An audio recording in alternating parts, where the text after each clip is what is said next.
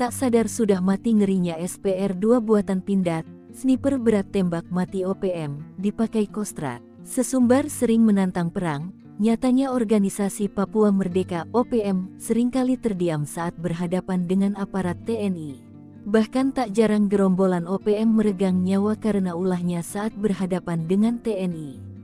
Seperti saat baku tembak TNI, Polri dan OPM di distrik Mugi, Nduga Papua beberapa waktu lalu. Tepatnya pada Jumat tanggal 29 November tahun 2024 pasukan TNI dari Yonif Rider 514 Kostrad memukul mundur anggota KKB, sekarang OPM. Dikutip dari Tribun Medan, kontak tembak tersebut terjadi saat Yonif Rider 514 Kostrad berhasil memergoki dan mengidentifikasi kedatangan anggota KKB yang diduga berniat melakukan penyerangan ke pos TNI di distrik Mugi. Selama baku tembak terjadi, satu anggota dari kelompok OPM dikabarkan tertembak tepat di kepala. Tapi saat dilakukan pengecekan tidak ditemukan adanya jasad, hanya bercak darah.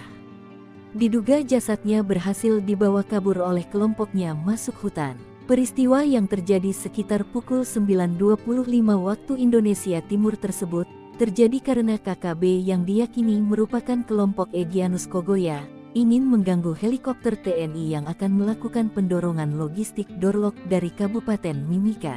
Namun, prajurit TNI yang tengah bersiap melakukan pengamanan mengetahui keberadaan kelompok tersebut. Ternyata dalam baku tembak ini, prajurit terlatih TNI dari Yonif Rider 514 Kostrad menembak mati dua anggota KKB anak buah Egyanus Kogoya dengan senapan penembak runduk 2 SPR buatan PT Pindad. Dua anak buah Egyanus Kogoya tewas dengan tembakan tepat di kepalanya sebelum sadar pergerakan mereka sudah terbidik moncong senjata mematikan tersebut. Setelah melihat dua rekannya tewas akibat tembakan jitu penembak runduk TNI, akhirnya memilih kabur dengan membawa jasad kawannya dan membiarkan senjatanya tertinggal di lokasi. Dalam akun ini juga ditunjukkan foto prajurit Rider Kostrad menenteng SPR-2 yang disebut sebagai operator yang berhasil menembak mati dua orang anak buah Egyanus Kogoya di distrik Mugi, Nduga Papua, Jumat tanggal 29 November tahun 2019. Senapan penembak runduk atau SPR-2 ini diklaim oleh PT Pindad dapat menembak target dari jarak sejauh 2 km dengan akurat dan mampu menjebol plat setebal 10 mm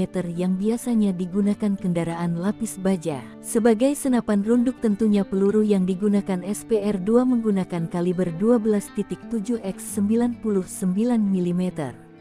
Sedangkan tipe pelurunya bervariasi sesuai kebutuhan. Saat ini Satuan Eliter Militer TNI menggunakan SPR-2 seperti Kopassus TNI AD, Denjaka TNI AL dan Sat Bravo 90 TNI AU.